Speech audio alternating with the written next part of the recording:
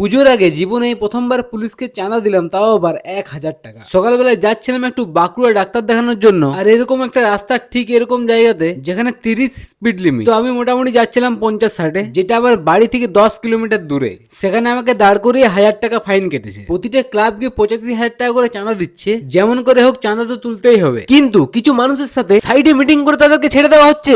কি মিটিং হচ্ছে সেটা আমার জানা নেই, কিন্তু চোর চুরি করে আর পুলিশ ঘুষ খায়, এটা ধ্রুব সত্যি। আর আজকে হচ্ছে 3 নম্বর দিন, গাছের পাতা এখনো সবুজ হয়নি, আর বাড়িতে বলছে যে পুরো গাছটা জলের মধ্যে রাখতে হবে, তাহলেই হবে। যাই হোক, দেখা যাক কি হয়। আর আমি এসেছি একটু আমাদের দুর্গা মন্দির, কাজ প্রায় শেষের মুখে, লাইটও জ্বলে উঠেছে আজকে। আমাদের গ্রামে মানে কমলপুরে 2টি পূজা হয়, আর এটাই হচ্ছে সবচেয়ে পুরনো। এখনো ফিনিশিং হয়নি, কিন্তু দেখতে বেশ ভালোই লাগছে। আর বাইরে যে লাইট দেওয়া দিয়েছে আর ভিতরে ডেকোরেশনটাও ছিল খুব সুন্দর, আর ফিনিশিং হওয়ার পর আরো সুন্দর দেখতে লাগবে। যাই হোক, দেখাচ্ছে পরের একটা ব্লগে। ততক্ষণ বাই বাই, টাটা। পুজোর আগে